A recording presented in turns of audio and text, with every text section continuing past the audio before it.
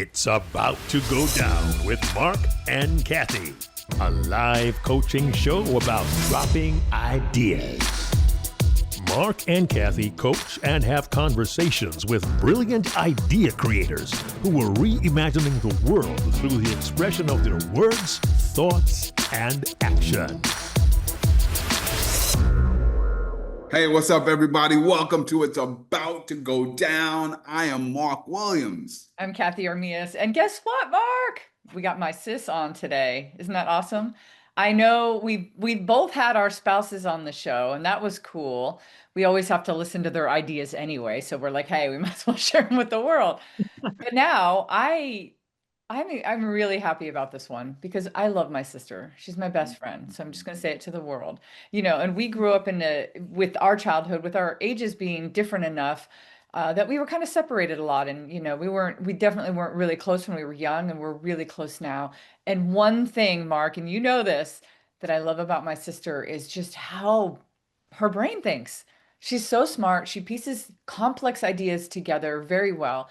And Karin Kusumakar, my sister, is on the show today, and she wants to talk about the mental load, the cognitive load of things. And I love this, and I can't wait to get into it because we talk about this all the time. So Karin, welcome to our show. Thank you, thank you, thank you. Ooh, tell us about this idea a little bit. So mental load is not my idea. It's one that's been out there, but it's the invisible tasks and worrying and planning and executing of things to get done that nobody really pays attention to or even gets credit for. So for example, let's say you're going to make dinner. Making dinner is a pretty simple thing, right? You're just going to cook the food, but there's a lot that goes into that. You've got to plan the meal. You've got to check to make sure you have the ingredients. If you don't have the ingredients, you got to go to the store. You got to make sure you have enough. Even if you delegate that task to your husband or your kids, they're going to be asking you where the cheese grater is. You've got to determine the time to have the dinner, corral all the kids, probably set the dinner's plates too, because, they're busy cooking, and the list goes on and it doesn't end. And so it's more than just the task itself. It's everything that goes into planning it, executing it, and following up with it. You just took me to the dinner table. Every single decision that has to be made from, you can't even pour too much juice in the cup. Right. Because you got to make juice for everybody, right? Oh my goodness. And then this one likes to eat the mac and cheese with a fork, and this one likes to eat the mac and cheese with a spoon. But it's got to be that size spoon. And don't forget the color. They have to have the pink bowl, not the blue one. Oh, you're talking about fighting words in households, Marc. I don't eat certain things with a fork, and I get mad when John hands me I was like, I want a spoon, and I definitely don't want the small spoon. I got a big mouth. I want the big spoon. Definitely got a big mouth, Cathey. Definitely got a big mouth. Yeah. Well, you got it too, so don't worry. We're in the same family.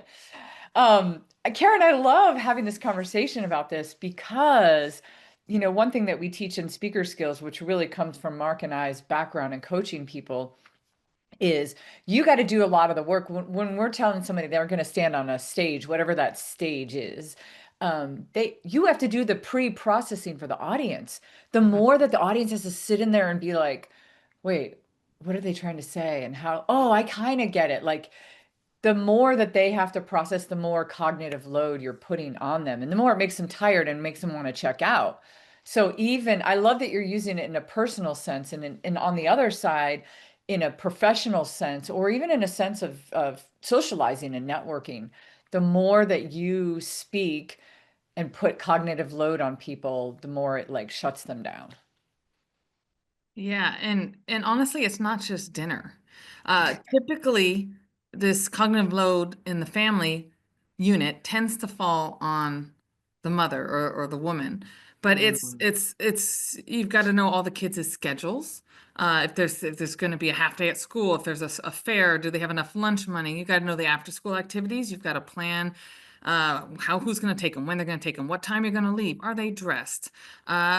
You've got to wake them up in the morning. Like there's a lot that goes into it that just not is invisible and behind the scenes, but it's also just unappreciated. It's unacknowledged is the word I'm looking for. You know what I'm saying? And it causes a lot of burnout.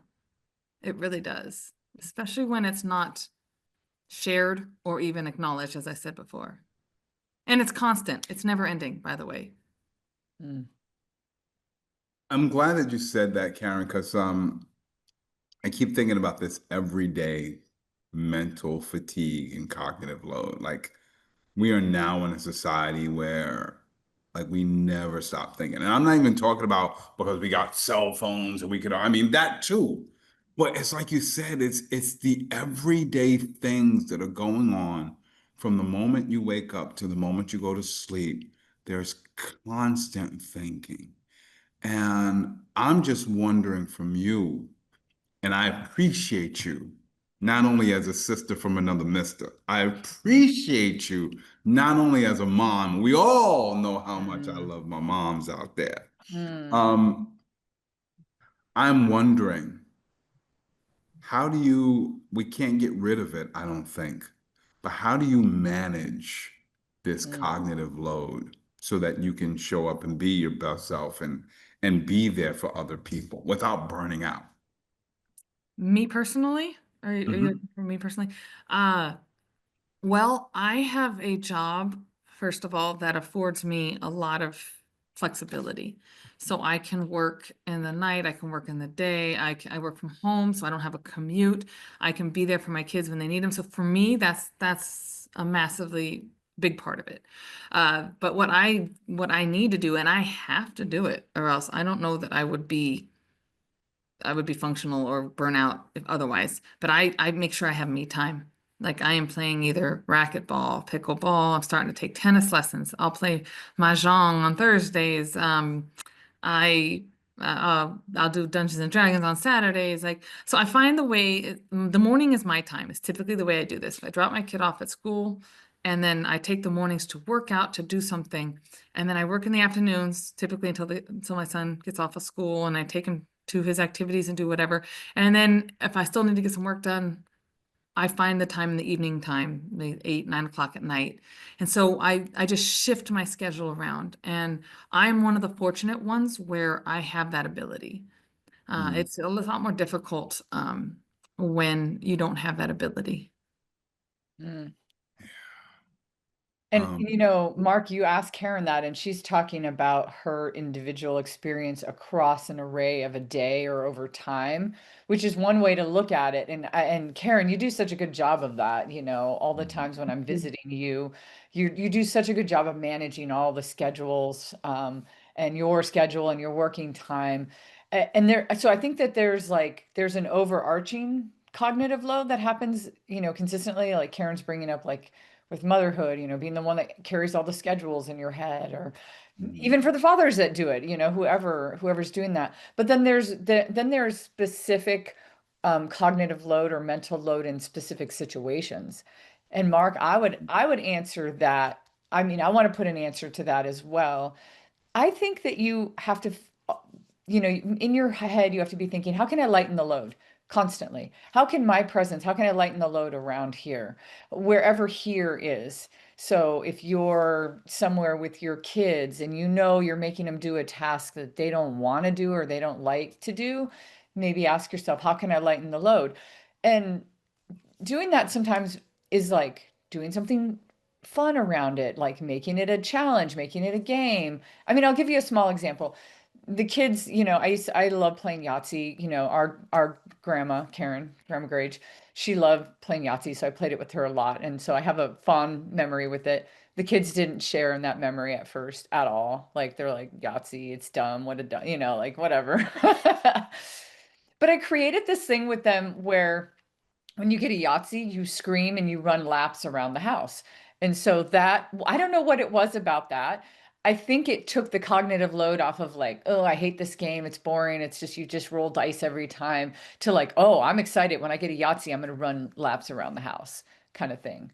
And it's just a small example of a social example, but I think it's one where if you take the perspective of the kid, they're like, "Ugh, I don't like, I don't want to do this. So I don't know, just kind of gamifying, so, gamifying it sometimes. And a lot of times I'll combine some things. Like example, yesterday I dropped Raj off at his event and I was able to run to the store and grab some stuff while he was there. Or I'll talk with the fellow parents that are at the activity I'm going to. I find ways. It also helps too when you have someone else to help you with that. Unfortunately, in my position right now, my husband's working on a business, and so he's pretty much working nonstop around the clock, and he works in the night. And so it's really been like, don't get me wrong, if he was in a position to help out a lot more, he would, and he helps out when he can. But I think also having the help of another person would help out a lot. And there's a lot of people out there that would do that, I just don't think it's known. People think of making dinner as just making dinner. They don't think about everything else that goes behind it. That's why I keep saying it's invisible and unacknowledged. So I think Yeah. a lot of it might just be bringing visibility to it and acknowledging it. I don't know the studies on that. I don't know if that'll work, but in my mind, I think that should at least be a start, to help alleviate some of that mental burnout that happens, I'm really intrigued by the appreciation and acknowledgement you're talking about, because I do think that this is where the conflicts sort of happen, where somebody's like, I mean, you're just doing blank, right? Like all you have to do is blank. And I do think that as humans, we're in this constant comparison, but we often compare out of lack of awareness. Like, I just don't get why it's so troubling for you to just go to the store and buy a dozen eggs. Yeah. And a common refrain is, well, why didn't you just tell me? Why didn't you just tell me to do Oh. it? If you would have told me, I would have did it. Okay. I mean, doing it is 5% of the work. Like, I'll do it. Let's Thinking about switch. it constantly is the 95. Yeah, yeah. Like, I have it down to like the 4 Ds, I guess, if you would call it. It's deciding what needs to be done, determining how and when it needs to be done, and then delegating that if necessary, if applicable, and then double checking that it actually has gotten done. Maybe you need a fifth one, the double checking.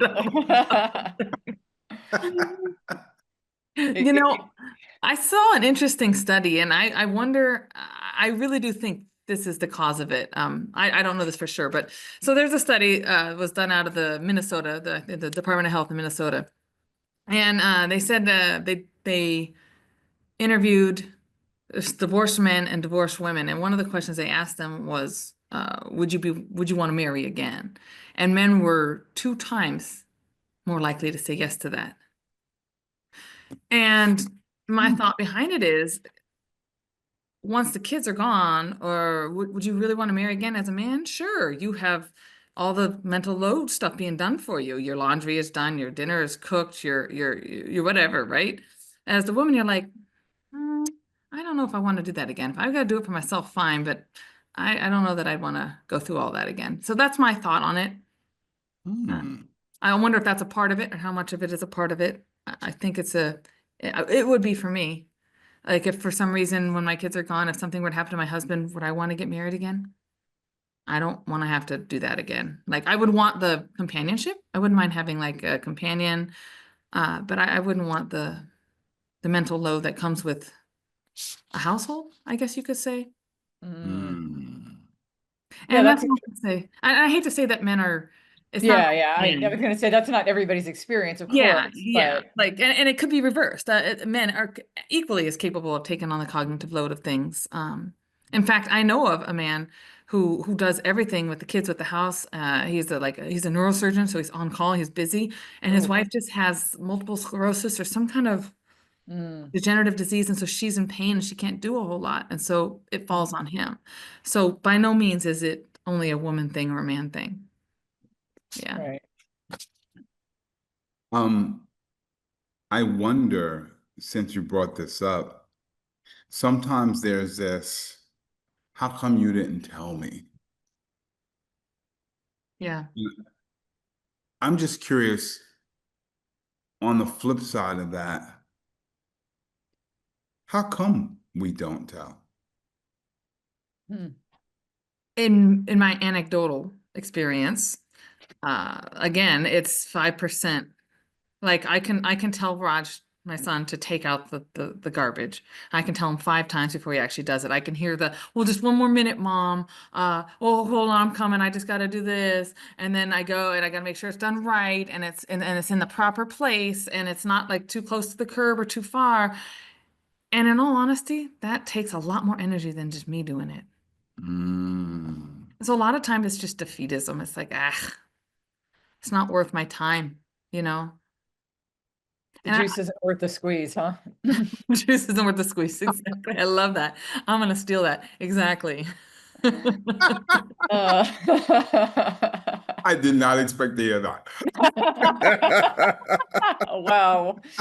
Welcome to this show, Yeah, right? right. So then, Karen, what's the advice you then have for those who didn't understand, those who wish you would have just said something, right? Mm. What can they do to have a greater understanding, a greater acknowledgement, a greater awareness?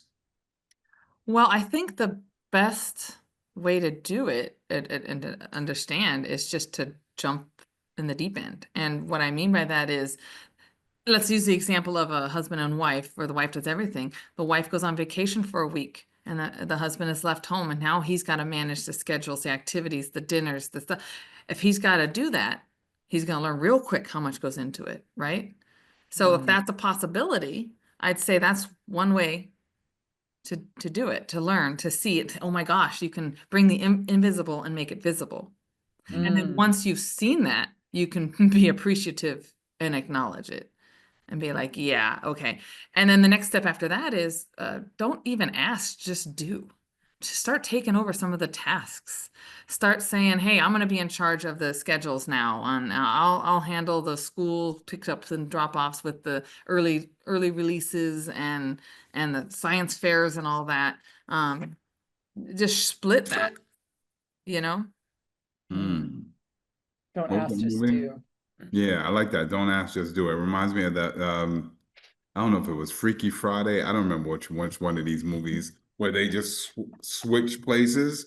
I think there needs to be a lot more, all jokes aside, I think there needs to Mm. be a lot more switching places Yeah. in society. I think too many people don't understand what you're doing, why you're doing it, how you're doing it, how you're doing it like that. And because we don't get it, sometimes there's a devaluing of it. And I think that stems back into like the 50s and 60s, right? It was one thing when it was one income family. So you had the stereotypical male going out of the house to make the money, and the stereotypical female would stay in the house and take care of the household things, two jobs. Both people doing work. Okay, no problem. The only difference here is that, well, the man's job ends at 5, whereas the woman's job is around the clock. 24/7, yeah. But now, in addition to that, who lives off of one income? So the women are now being asked to do a lot more. Now they're working too, or taking on other household uh, responsibilities that they didn't have before.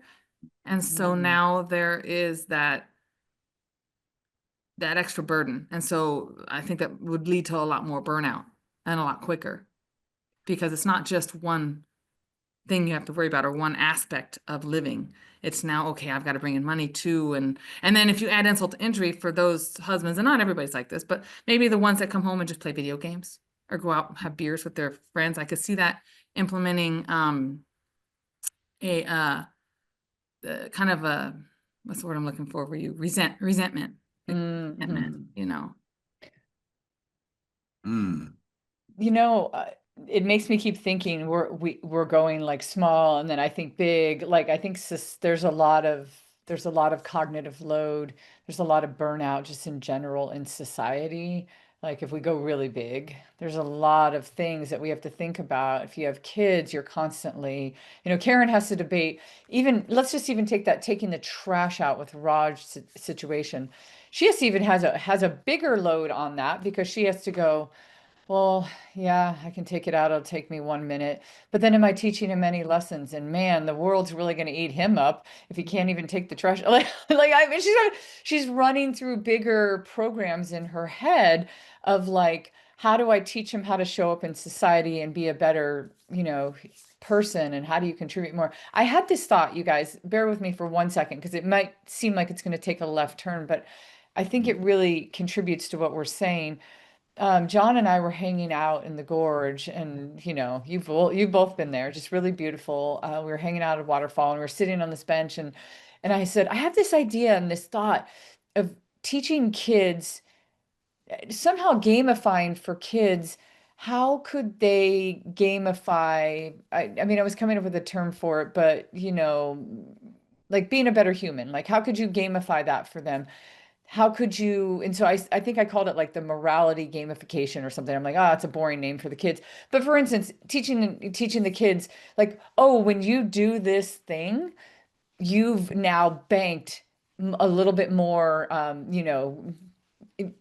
little bit more guanchi. We were actually using the Chinese term yesterday. I was trying to think of another equivalent term in English, but in guanchi, in Chinese culture, this is like an invisible thing that you've gathered, like this credit in somebody's bank, right? So how do you teach kids that? And I think at the end of the day, all of the things that people are thinking about in this world, there's like cause and effect with everything. So in this case with the kids, if they're actually thinking about their own cognitive load on other people, and if everybody did that, and John was like, wow, if everybody had that, like if that became a culture for people, it would be really, really good. But I think it would decrease cognitive load for other people, but it's us teaching our kids to do that for others. And I'm going to give one more example because I'd love to hear your guys' thoughts. Yesterday, Karen, I've been teaching the kids, Rylan and Bowen, to play pickleball, and they actually got to play with a mother and a daughter yesterday. It was really cute. They were all about the same level.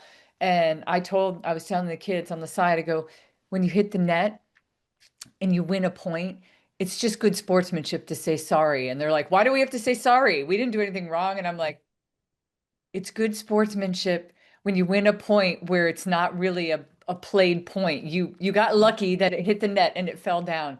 You just say, I'm sorry. And I'm trying to teach them that. And I spent so much cognitive load trying to teach them it's good sportsmanship. Right. So I love some of these things that we're doing. Like Karen's trying to teach Raj because there's a bigger message. Marc, you have a lot of these conversations at dinner with your family. There's a bigger cognitive load that you're trying to, take away from, I guess. So when you gave the morality example and you talked about children, my memory went to my beloved cousin Teresa, who came to my house when I was probably 12 or 13. And she pulled out an ironing board. She pulled out an iron, and she pulled out one of those god-awful wrinkled shirts that was in my closet. Like an unfixable wrinkled shirt, right? Like throw it in the trash. Right. But she wasn't like, I'm going to show you how to unwrinkle it. I'm going to stand here. You're going to take the iron. You're going to take the shirt. You're going to take the ironing board. You're going to learn how to unfold the ironing board, which, by the way, yeah, that was cognitive load. Enough said. Totally.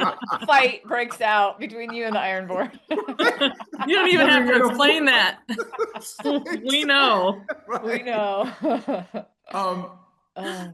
I was thinking, why does that memory stick with me? And I don't think I got it back then, but I think I get it now. There's something maybe it's the only child, maybe it's the ambition, but I'll always remember that what she ultimately said to me was there's not always going to be somebody who's going to be able to do things for you. Mm. And so without her probably knowing it, she tapped into something that I valued, being able to be independent and to be able to be self-sufficient. Mhm. I think sometimes with our children and even with our adults, I would probably say more so than the word morality, it would probably be the word value. And Mm. figuring out what our children and what the other person, maybe it's our spouse and Yes. however, what is it that they value? And then we can introduce that task that's causing us so much cognitive load and see if they might not mind sharing it. I'll give another example. So my lovely wife, Lauren, usually gets home before I do. And so, Karen, you'll love this. She's got the table. She knows who wants this plate, who wants that bowl, how many napkins. Small, This one's got the small spoon, plastic big cup. spoon. This one's, yeah, she knows it all. She knows it all. I remember well, Oh. not the first time, but one time I was trying to make dinner and they were like, whoa, what are you doing here? That's not like mom does it, right? Um, but she does it so much that me Mm. having the opportunity to work from home once, I was like, well, I work from home the same time every week.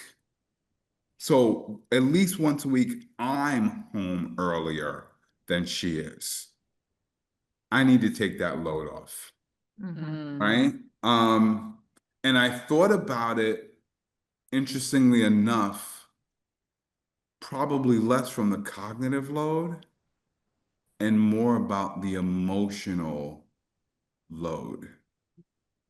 I don't know how drained emotionally she might be from after a long day of work, then coming here.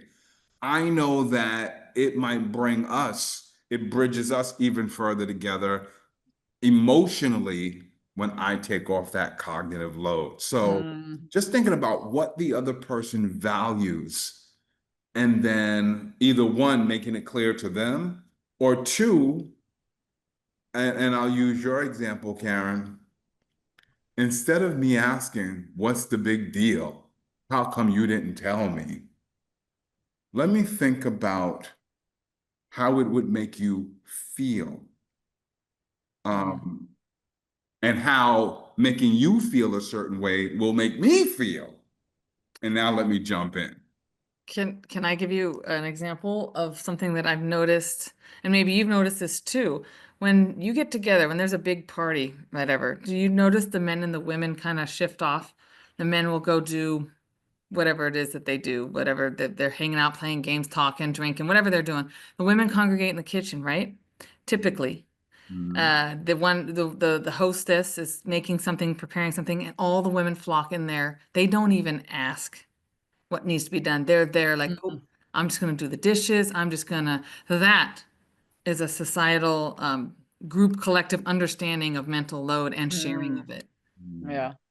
Because And they have similar yeah, roles and they know how to fulfill them. and I really hate going the gender stereotype. I hate saying that, it's like men do this and women don't, or women, but that's just the way it tends to work out in general. So please, I'm not trying to man bash or say any Mhm. one gender, anything's better than another. But maybe what you might want to consider doing is next time you're at one of these events, be the guy, go in there in kitchen and just start doing something. And maybe Mm. convince your fellow men to say, hey, let's go help the ladies out, you know? Right. I love that. I love And even, oh, go ahead, Mark. I was going to say, and less as a test and less as a one-time thing, but Mm. more as a habit. Yeah. Yeah. Mhm. Well, I love the part of just because what did you say? It's invisible and unacknowledged. Just making it visible and acknowledged. So if we flip those words and say, hey, Mhm. let's just make sure the cognitive load is always visible and always acknowledged. Because Mhm. if we did that, we could look at every single person we know and we could go, what do I visibly see as your cognitive load?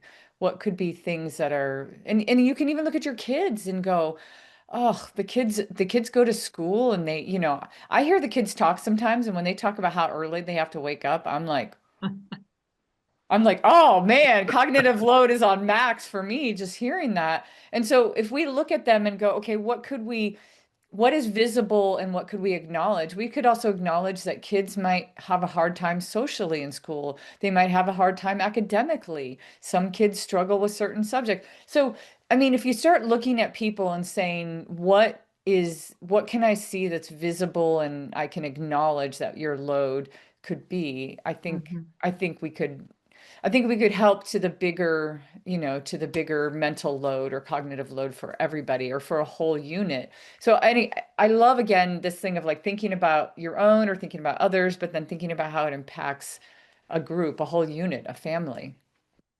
Mark, You- your family with three kids and two parents, like there's five people in your household.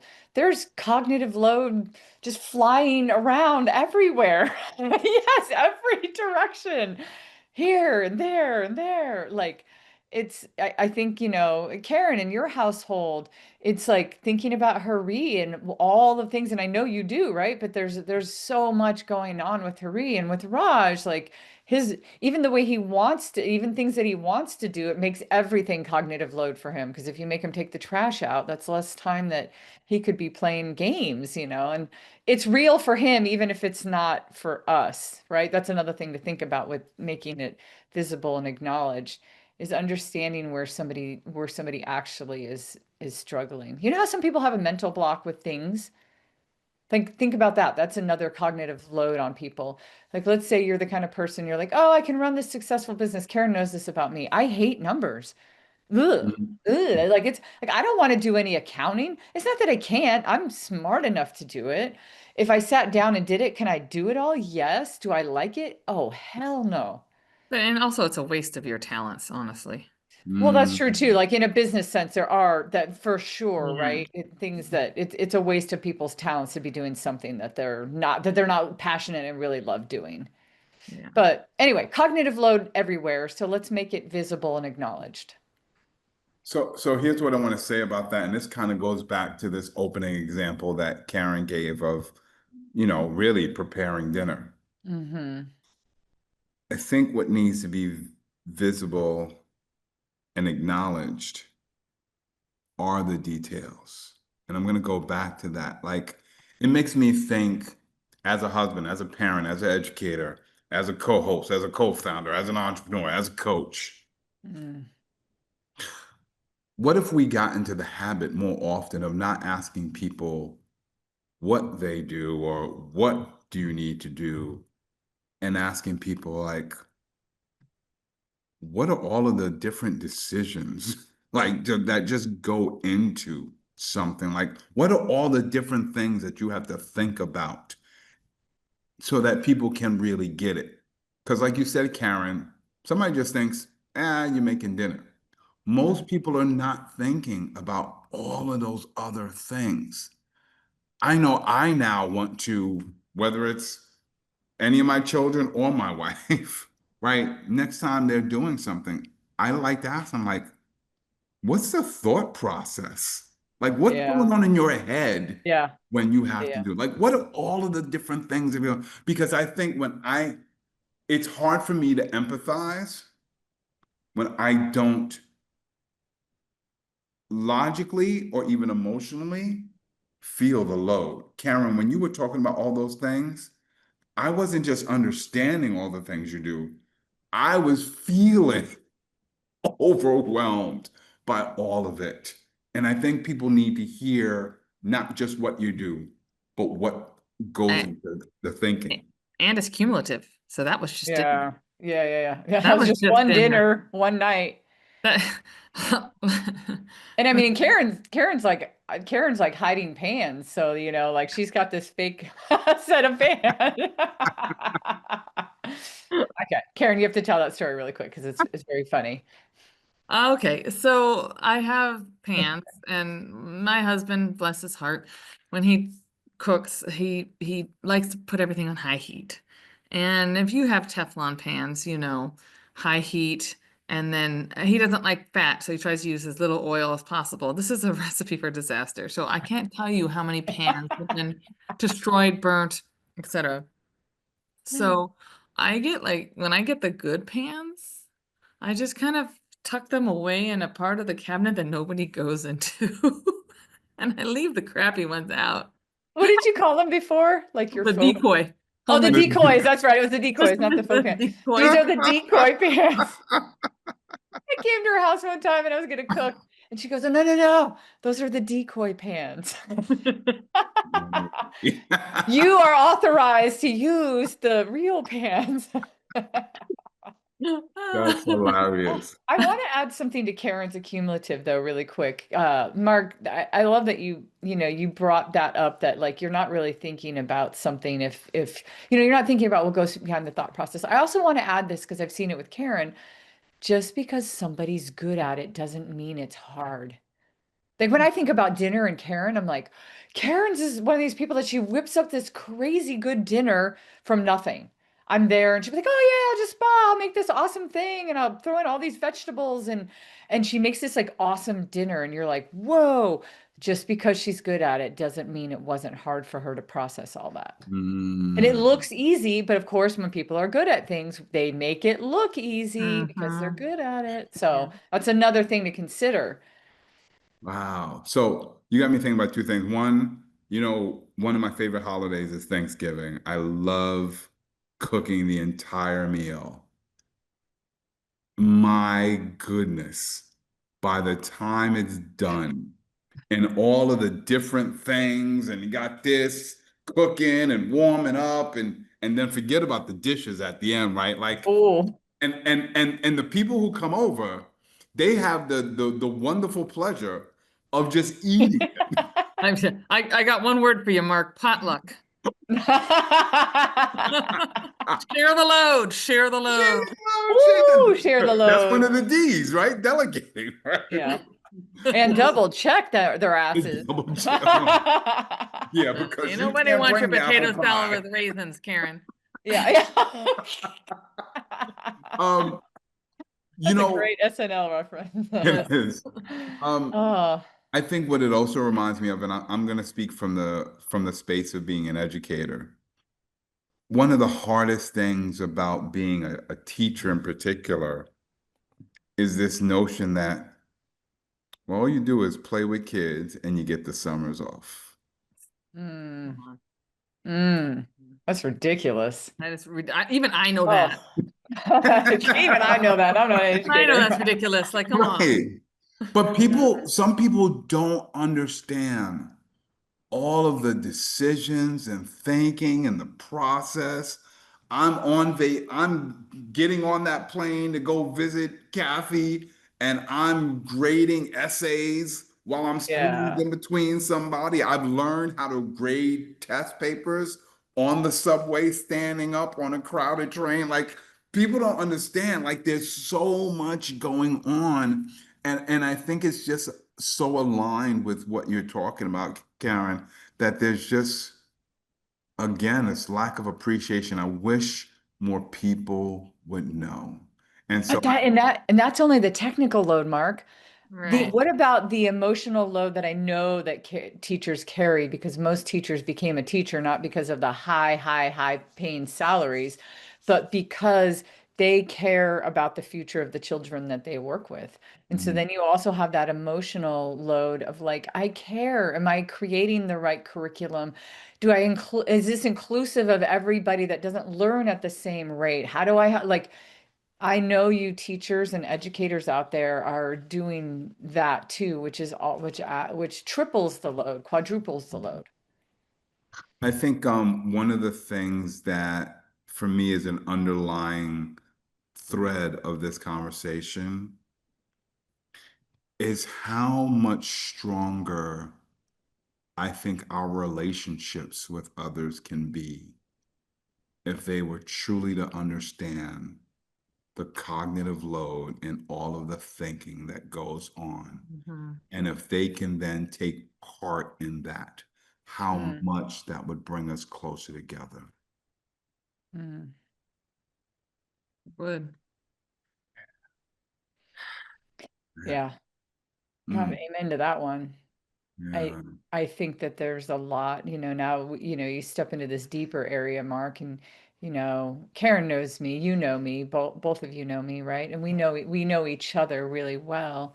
Um, when you see that outside person that's really not that they're wearing a mask because they want to hide behind something, but they're wearing the world mask of like, oh, I got to do all these things and be in the world. And then the things that are at home, the things that are hard, the things that they're dealing with that are beyond the processes, that are more of a lifetime of things. And then you also take that into account with people that if you can really see them for what they're having to go through and deal with, that's even a total another level. Can I tell Yeah. the story, Karen, that you did? Because this will be really cool to tell it from my perspective, and then I'd love to hear it from yours. But Mark, I think you know this story. So Karen, when I was first starting my business, Karen and I, and Karen was living in New York at the time, and Karen, I would call Karen, and I would so many times be in tears. I was in the middle of going through a divorce. I was trying to start my business. I like had no money at that time. I'd get money and then I'd have none. Like it was just really, really hard. I was going through so much load, emotional load, cognitive load, everything load. Like everything was really hard. And Karen would just sit on the phone and listen to me and talk to me. And she was so encouraging. And then one day we're in New York and it's 53rd in Lexington, right? The 53rd in Lexington stop. Yeah. And she told me, she goes, oh my God, you know how many times I stood there under that overhang? It was like raining outside. I'm like, what do you mean? What are you talking about? She's like, well, I couldn't go down into the subway. I would lose you. So I just stood here and talked to you, sometimes for over an hour. And I was like, and in one moment it hit me how much she showed up for me, like more than I knew. And I've never forgotten that. Like to me, it's something. And Karen actually had said some things when I was standing at the edge of the cliff, ready to jump off of certain things. And she said some very specific things to me that gave me the lifetime motivation to overcome them. So that's why I love my sister so much. So anyway, from my perspective, she took on a lot of that load that time, and I had no idea on the flip side how much she was carrying to do that. Thank you, Kathy. Well, it wouldn't be, it's not really a load. It's like anything that I could do to help you, and be empathetic towards you and take whatever I can from you I don't consider that a load. I consider that like Mm, my privilege to be able to be there for you, mm, Karen, I so appreciate that response. And at the same time, I appreciate hearing, wow, when I found out all that you thought about and all that you did that I had no idea about, that made me appreciate you on an entirely different level. And, I think the word load can have a very negative connotation. And in Mm-hmm. this case, there's nothing negative about it. I mean, you just said it right there, Karen. It didn't feel like a load. It was a privilege. And yet it was still a mm, thought process, right? I got to get home to the children. I got to get home to the family. I'm going to miss this train, but my sister needs me. It's mm, raining outside. There's still a lot of thinking going on, whether you want to call it load or privilege. And just for somebody to know that you took all of those extra steps, that's a beautiful thing. That's a beautiful thing. Well, thank you. You're welcome. But that's my sister, so. mm. Oh, I love you, Karen. I'm Hold just on, hold on. Okay.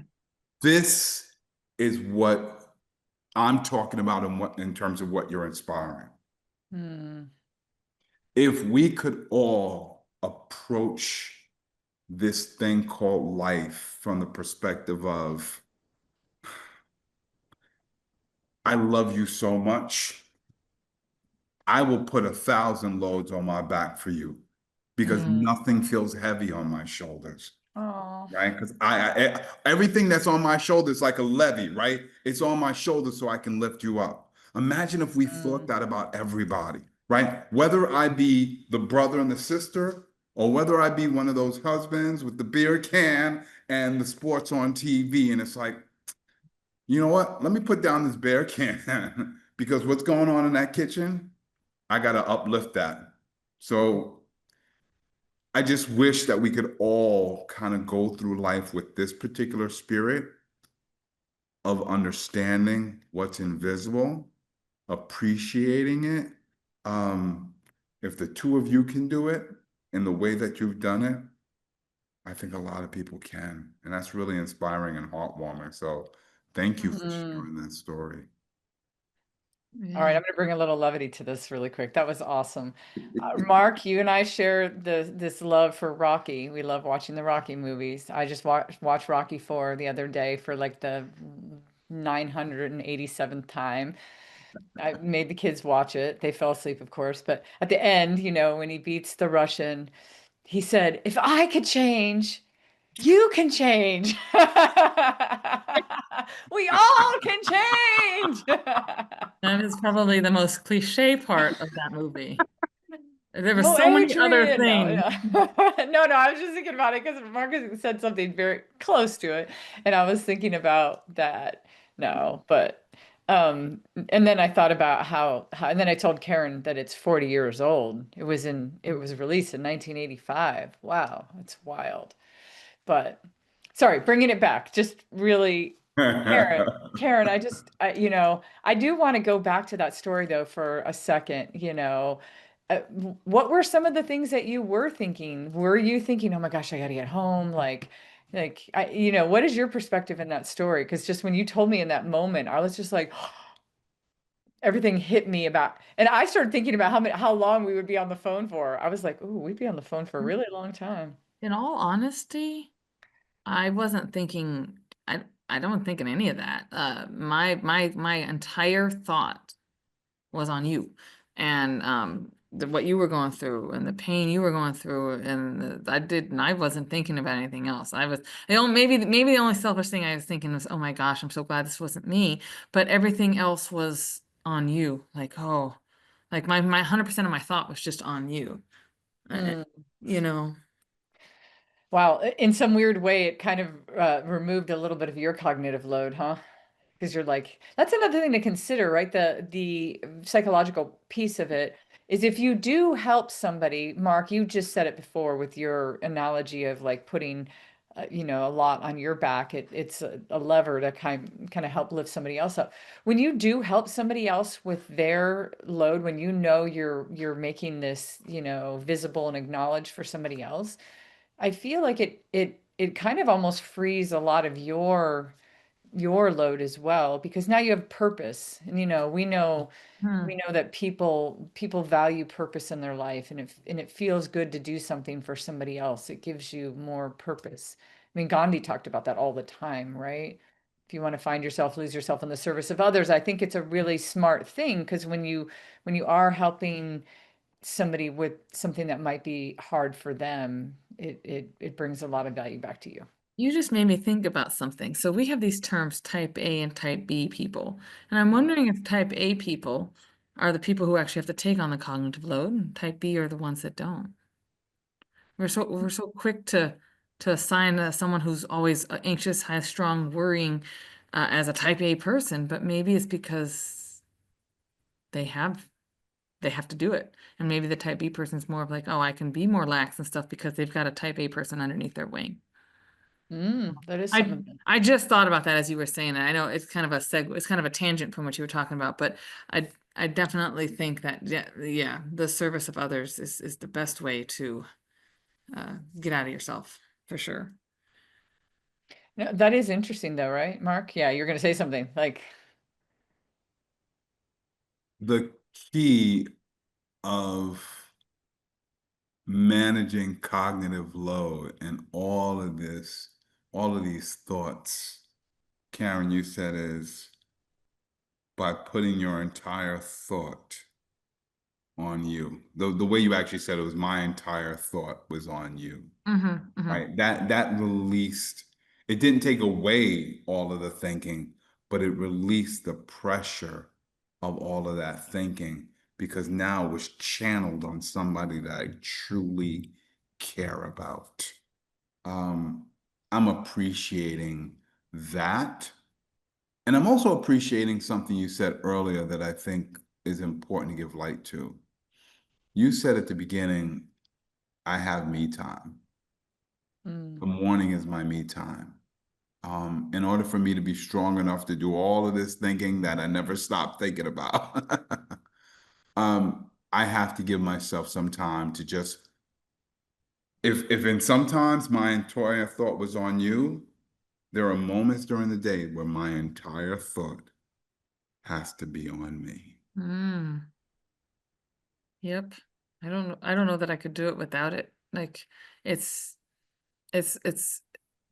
my work, job, doing all this stuff. It's just mundane. It's something I do. I'm kind of on autopilot now because I've been doing it for so long, but it's not me. This is some kind of, this is me, like more of a definition. This is what I'm choosing to do and I'm choosing to spend my time on. And yeah, I'm able to just shut down for however long just to play some racquetball and hit a ball or something, like I don't have to think Karen, you about do it. the most amount. We always say this in our family about Karen. Karen does like the biggest array of things. She's like, "Oh yeah, I'm just gonna go play mahjong," and I'm like, "What? Like that's really hard to learn." And then I go out and visit her, and she's like really good at it. She like beat her table like 3 times in a row, and I'm like, And then she's like, "Oh, I'm just gonna take up tennis lessons again. I'm just, like Karen will just go over this huge Dungeons and Dragons. Like, what? Who's doing that again? Like, what?"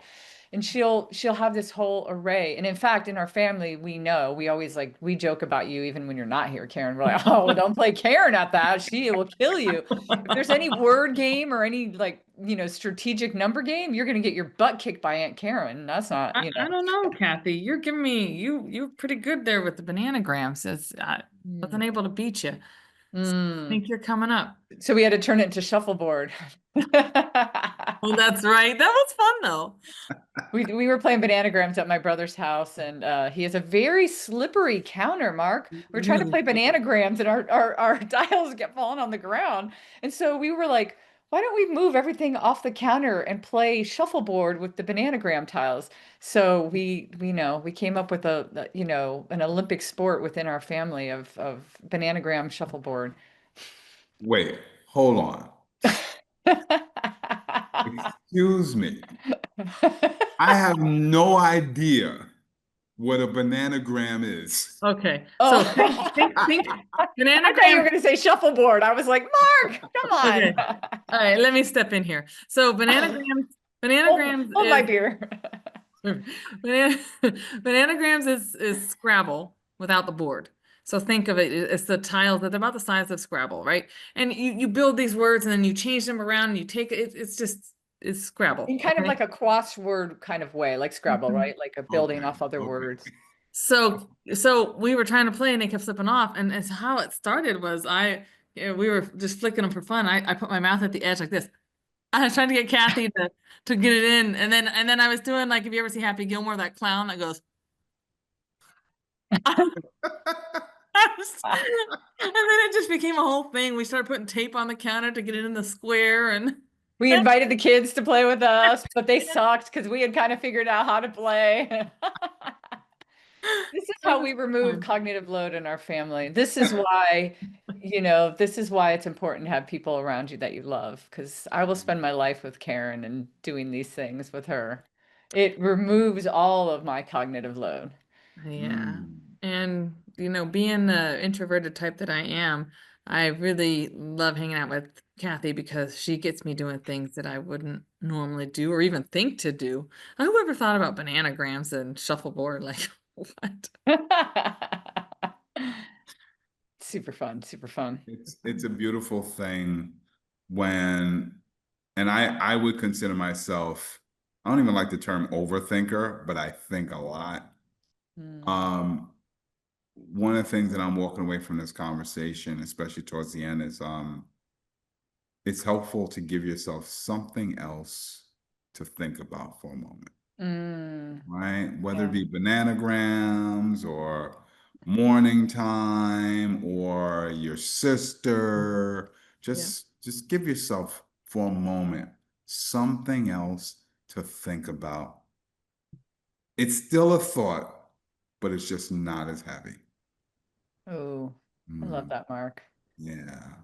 And I would Um, love to wrap up what I think, and then maybe we can ask yeah, Karen about yes, hers. yes. But Mark, one thing that I didn't mention that I love that you pieced together, but you were still talking, so I just wrote it down and I circled it, is I love that you kind of used the word value. And so then I wrote morality value.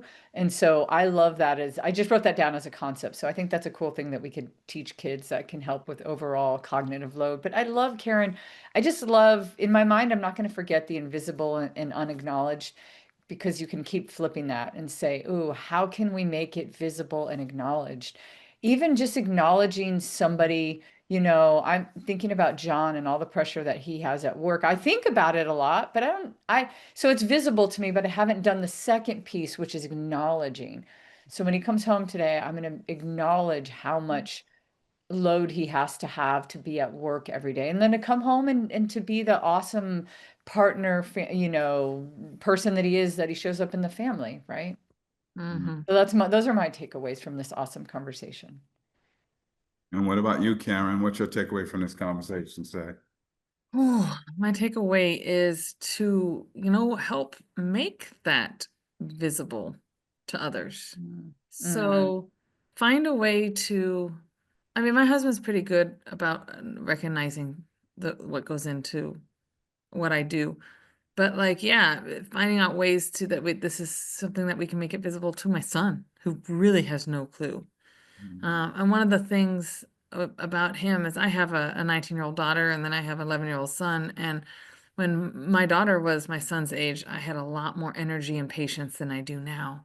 And so sometimes I feel like I might be shortchanging my son, but I'm just older and more tired. But I'm wiser. So I've got to find a better way to get him in on this, and show him, hey, you need to feel empathy for other people and what goes into the stuff that you get. And so, yeah, just kind of bring that invisibility piece to the visible realm.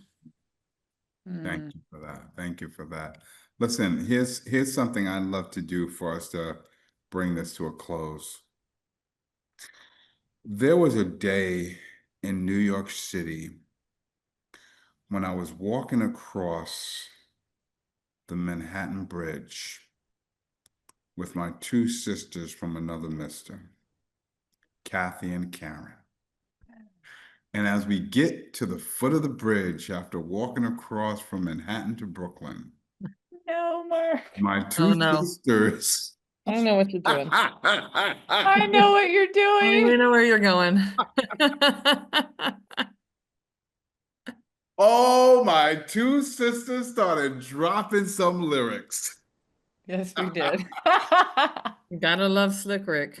Yep. I'd be remiss if I didn't ask to hear a little bit of it, though.